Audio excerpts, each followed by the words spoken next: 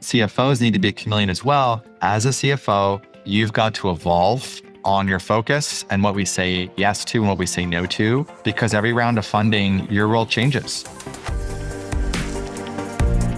Welcome back to CFO Weekly, where we're talking with financial leaders about how to build efficiency in their teams, create time for strategy, and ultimately get results. This podcast is brought to you by Personiv, the trusted leader in finance and accounting outsourcing for over 30 years. See how Personiv's customized solutions can help you streamline your operations with teams that start as small as one. Visit the website at personiv.com to learn more. I'm your host, Megan Weis. Let's jump right in. Welcome back to CFO Weekly. Today I'm chatting with John Glasgow, the CEO and founder of Campfire, an innovative AI-native ERP platform designed to revolutionize financial workflows for tech companies. With a distinguished background in finance, John has held leadership roles at prominent companies like Bill.com and Adobe. His experience spans across financial strategy, mergers and acquisitions, business development, and pricing, giving him a unique perspective on the intersection of finance and product development. Today, we'll dive into John's entrepreneurial journey, the challenges of balancing CEO and CFO responsibilities in early-stage companies, and how finance teams can navigate fast, high-impact decisions. John, thank you very much for joining me on this episode of CFO Weekly. Thank you for having me, Megan. I'm thrilled to be here. Your career spans product leadership, financial stewardship, and ultimately the rare vantage point of operating as both CEO and CFO. And few leaders understand the tension and the opportunity between innovation and fiscal discipline the way you do. So today, we want to explore that intersection, how finance can be a catalyst rather than a constraint, how product teams can make smarter bets, and what it truly means to build a company where strategy, numbers, and customer value stay tightly aligned. So to begin with, let's go back to the foundation of your perspective. Can you maybe share a moment early in your career that shaped how you view the role of finance in driving innovation and growth within a company? It's a great question. And so I'd say super early in my career, for those that remember the iPod, dating myself a little here, my brother and I had an iPod accessory e-commerce business. And it was incredibly formative for me. We were selling iPod cases and accessories predates the iPhone, of course. And we quickly learned that we were not the low price leader. We didn't have the volume to do that. But we really tried to build a connection with customers and having really good customer experience. And one funny story is we got a customer service call and I was in class and I stepped out to go to the bathroom and just support a customer on a question they had as they were buying an iPod case. And so I think winning, on value and finding some wedge or edge, and not just on price, even in what's largely been commoditized e-commerce, was something that we found we were good at. And so from a finance perspective, really thinking through premium pricing and then delivering a premium experience, but you have to be very intentional at delivering on both. Otherwise, it doesn't work. That was one that stood out in my formative days. Well, I can remember the Sony Walkman, so okay. I can definitely date myself. So building on that early insight, you've since held roles that often sit in tension with one another. Mm-hmm. And you've sat in both seats, the CFO who protects margin and the product leader who pushes innovation. So how do you personally decide when to sacrifice short-term efficiency for long-term product value?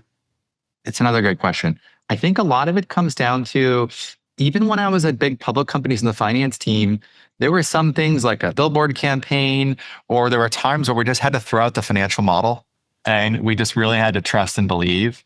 Taking those moments, particularly now in an early stage startup, whether you're purely in finance or you're driving company strategy and finance like I do now at Campfire, you truly need to understand when to really dig in on the numbers, when to do less so. But either scenario, you need to constantly be iterating and learning. I think the key thing is what is our thesis for the billboard campaign that doesn't have a model, or some new product category that does a financial model, and how quickly can we see if the thesis came true or not? And then quickly, what have we learned? And now what do we do differently? I think either scenario, you need to have that mindset. And so as I wear the finance hat here and that strategy hat, it's constantly bringing the mindset of testing and learning. And yes, I push the team of like, hey, this might be out of budget on this thing, or hey, let's just go for it. Let's learn. And then we're going to go from there. And before we go any further, let's just take a step back. Can you tell us a little bit about your career and Campfire, where you are today? Absolutely. So early career, went to school for finance and spent some time in investment banking, the classic New York tour and investment banking. Otherwise, I've been in the Bay Area really my whole life. And largest client was Magento Commerce. We got acquired by Adobe and they brought me in-house. And so I then joined the finance team at Adobe in the enterprise marketing cloud. And that was big company experience on the corporate finance team, learned a lot. My manager went to go be the CEO at Invoice2Go. It was a Series C scale up and did a little bit of everything. Did finance, did corporate development. We were buying companies, selling companies, raising capital, and then also did partnerships. And that was my first time on the revenue side. So learned a lot there about carrying a number and call it more of the revenue stack. And we were acquired by Bill.com for $625 million. Learned a lot through that acquisition. Spent a couple of years then leading partnerships, Bill.com, reporting to the CFO, and really saw a lot of acute pain as an ERP customer and then as a partner at Bill. And so went through the Startup Accelerator Y Combinator to build Campfire, which is the modern ERP for the mid-size and lower enterprise businesses, and gone on to raise north of 100 million in funding, primarily from Excel. And so it's something that as a former finance leader, we now sell to my peers.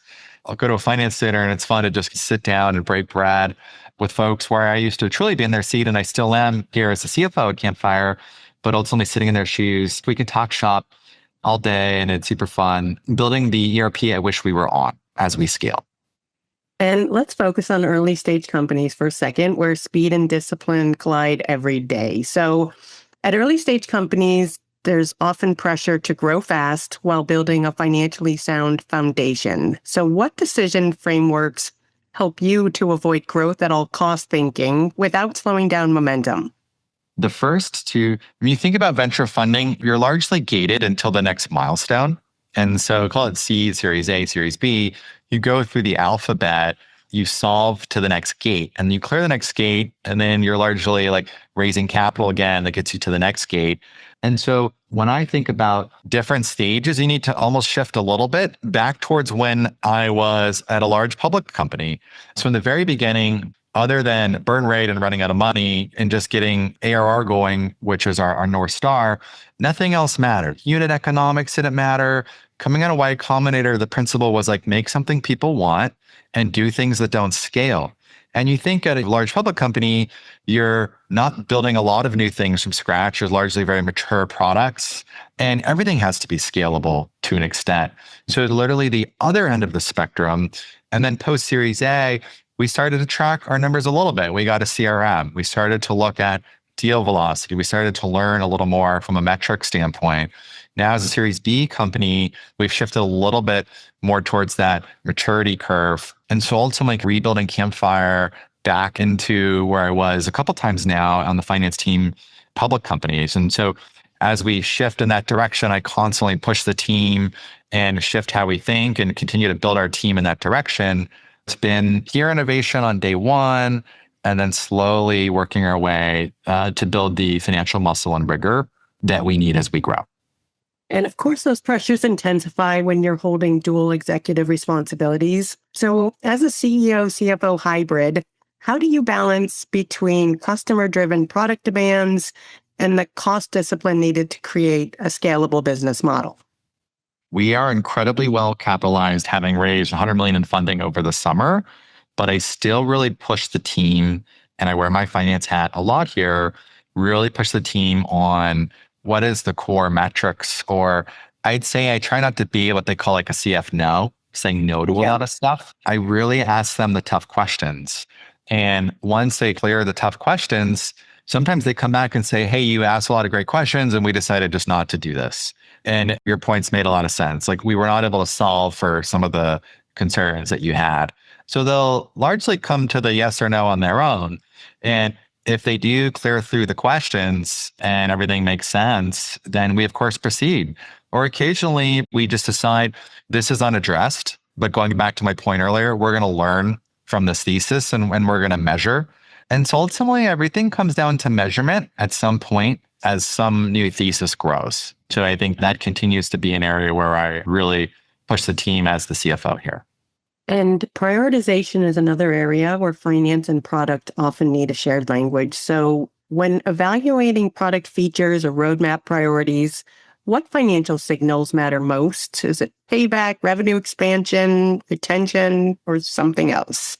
It really comes like when we were invoiced to go raising our $100 million Series D, it really come back. There was an incredible focus during the raise and on us around our customer cohort waterfalls and looking at like, we raise 100 million, $1 into the marketing machine. What does that get us in return?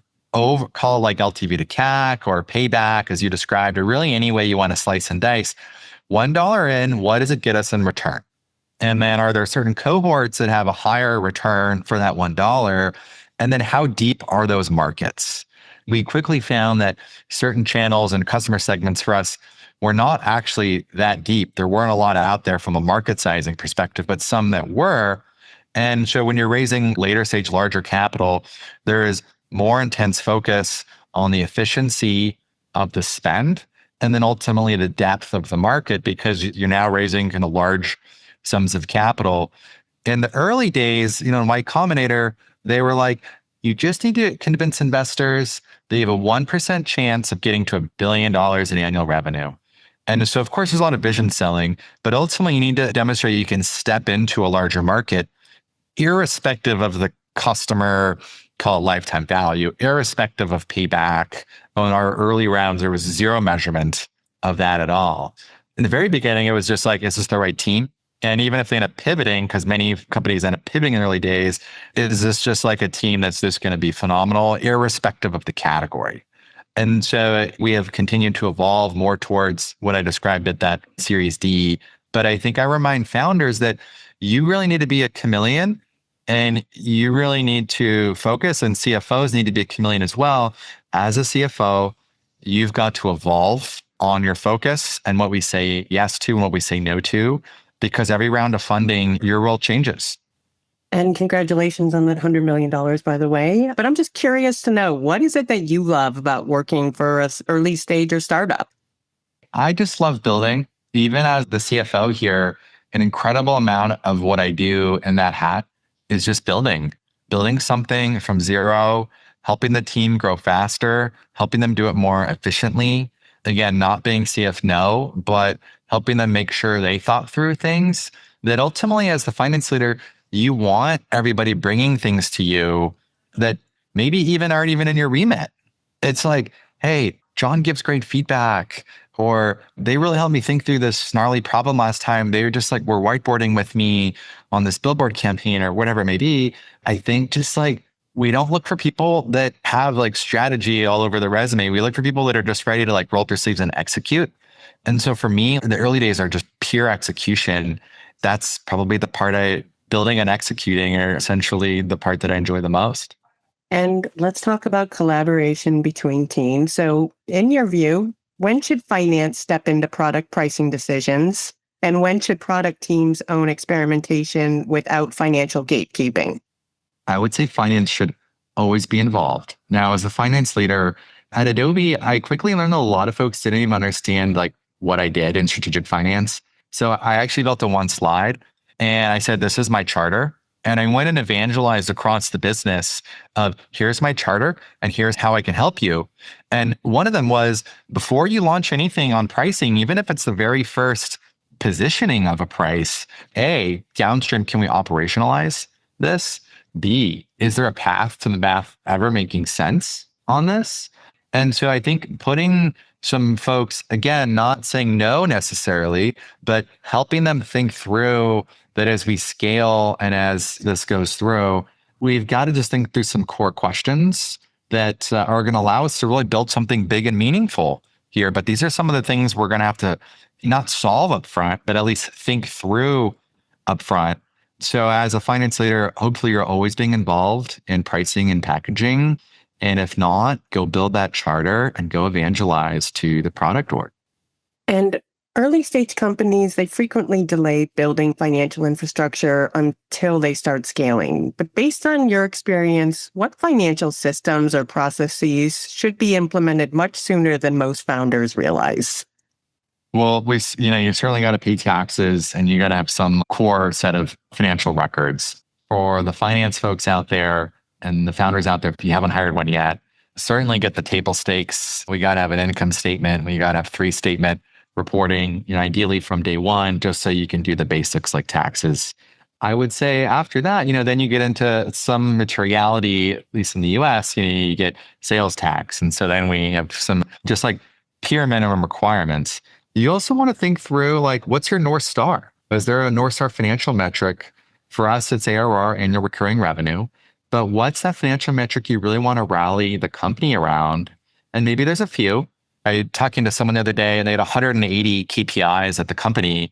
The letter K there on key, how can you have 180 key performance indicators? And so, ultimately 1 to 3, I call it ideally a single North Star. And beyond the taxes and just some of the table stakes items, you really rally everyone in the all hands and others around that.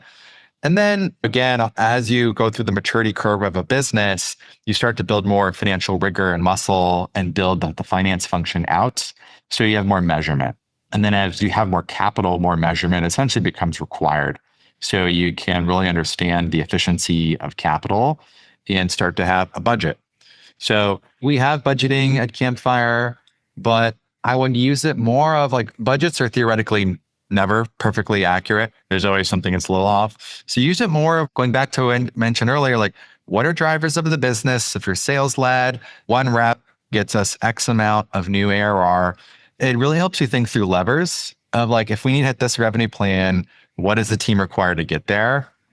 And so the budget doesn't be perfect, but it does help you have a lot of these deeper conversations of how do we deliver on strategy by actually starting with the financial side. And do you have any advice on just how you can stay maybe a couple steps ahead of the growth without overinvesting or getting SAP when maybe something lesser would have done? How do you just stay a couple steps ahead without blowing the budget? I would not step too far ahead. I prefer to stay slightly behind. You want a little bit of pressure. And I talk to a lot of folks at companies just larger than us and the finance teams.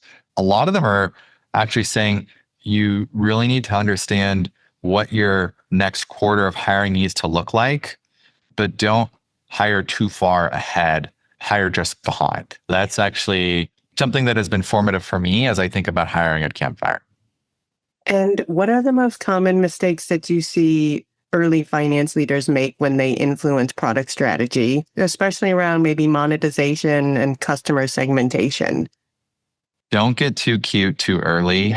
I think you can really slice and dice, particularly if you've come from a big company, you can really put a lot of structure and rigor on the team. But people go to startups and a lot of it is hey, I left the red tape behind at Big Co. So the finance team comes in and very opinionated. Here's how we're going to do things. And there's this matrix and here's very strict rules that we're just trying to survive as a company. And we're putting a ton of structure and rigor on that. I think there is unnecessary levels of friction that really I try and more of fine tune and prune. Hey, we are way too aggressive on a price point here. Let's put a little structure around that. Or we signed way too long of a deal. Let's be a little more thoughtful and put some structure around that. But we don't want to start with too much structure. We're just going to learn, and it's okay to make a few mistakes along the way, but we're going to learn and we're going to fence off and build some parameters when it becomes a little more of a theme, ideally, and not proactively before it is a problem at all. And your role at Campfire gives you a unique vantage point on what finance teams truly need and what they don't need. So Campfire is building a platform for finance teams. How do feedback from customers and your own financial leadership experience shape what you don't build or intentionally leave out of the product?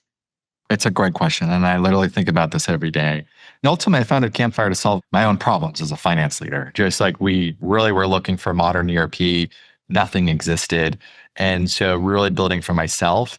But I also knew a lot of things that I did not want in my ERP and things that I really thought should be elsewhere.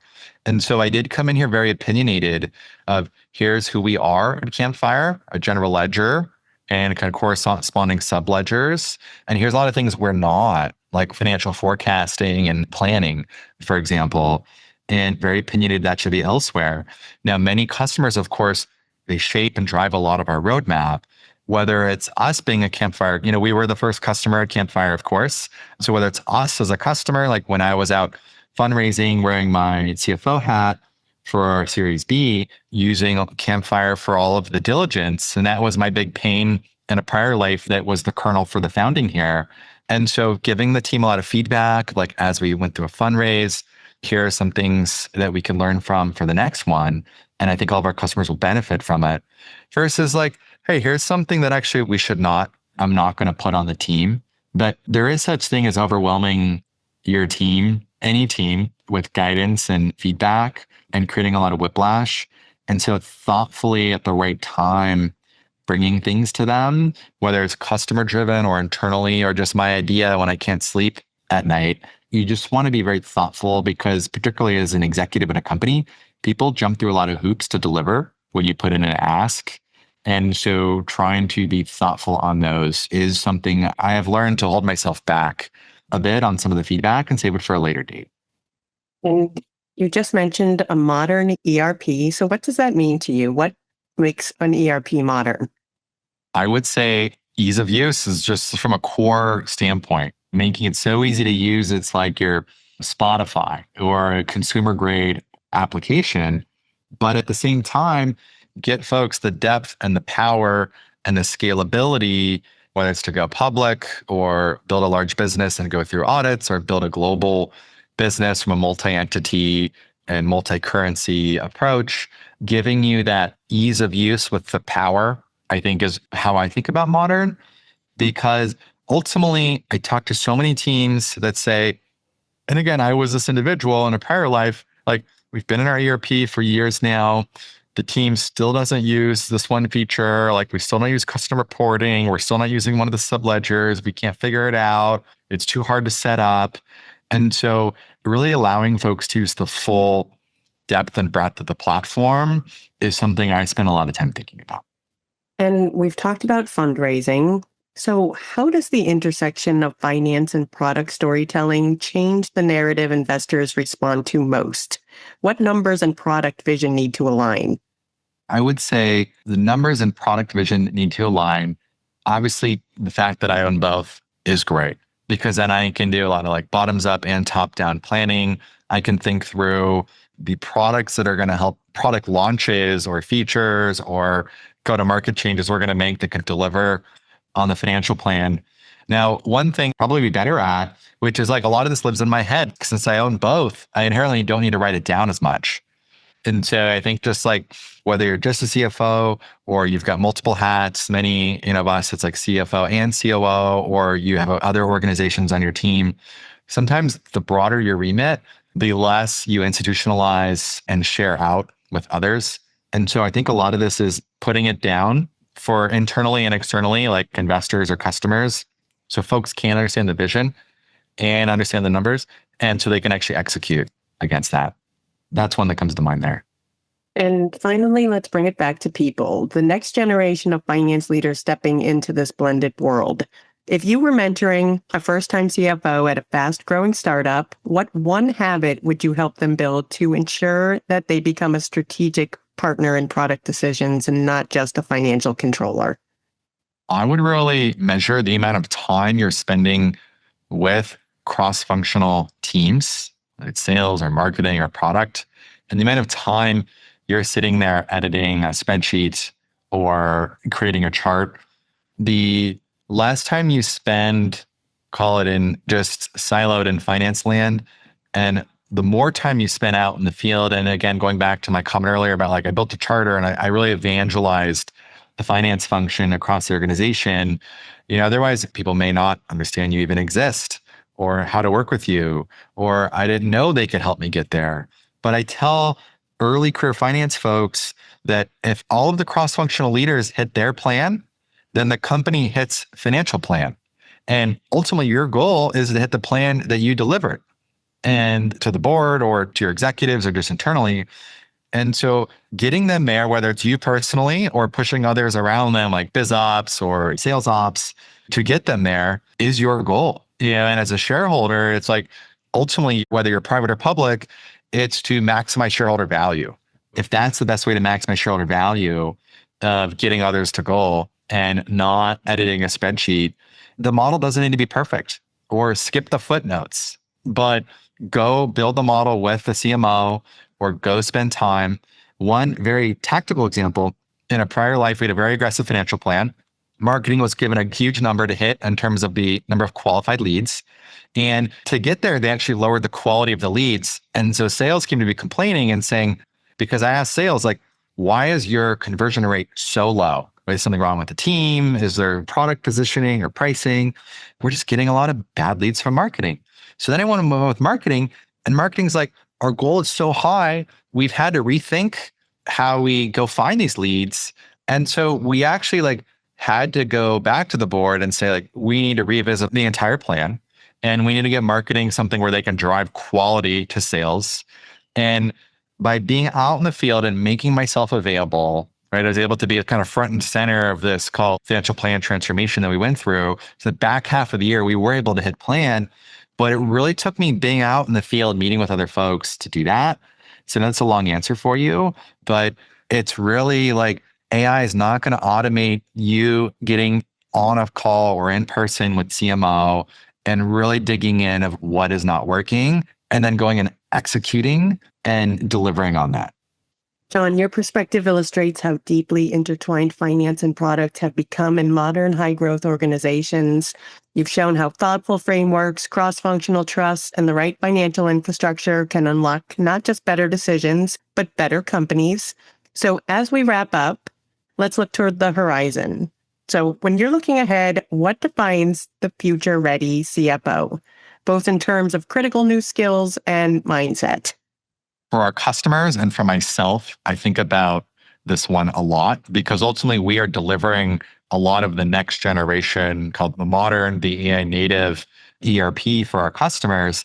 And so many of our customers are rethinking at the core the corporate finance and accounting function now that they're offloading a lot of these tasks to software or to AI. My big push and advice to be a future-ready CFO, and something I'm doing for myself to future-proof, is what are the tasks that you or your team are just performing over and over again, like a monthly or even a weekly or even daily visibility chart, or anything that's, call it repetitive in nature, that is manually being performed.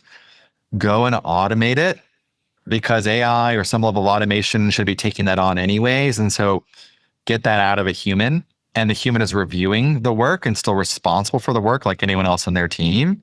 But ultimately, getting them out and spending time with peers, cross-functional leaders, delivering strategic value across the business is going to be really where this role focuses. And then ultimately, at the end of the day, you're then improving revenue, you're accelerating faster, improving profitability, driving efficiency. And that's when people get raises. That's when people take the next step up in their career, is those visible value adds to the business. And it could even be a new procurement tool. People don't love procurement tools, but ultimately it's like driving efficiency across the business and not the repetitive, called transactional finance and accounting work. I would get out of all of that as much as possible. Find tooling like a Campfire to help with all of that and go focus on adding value. John, thank you so much for being my guest today. I was honored to be here. Thank you for the time. Really enjoyed your insights and this thoughtful conversation. And to all of our listeners, please tune in next week. And until then, take care. You've been listening to CFO Weekly, presented by Personav. Please subscribe wherever you get your podcasts to hear all of our episodes. Want to learn more? Check out personav.com. Thanks for listening.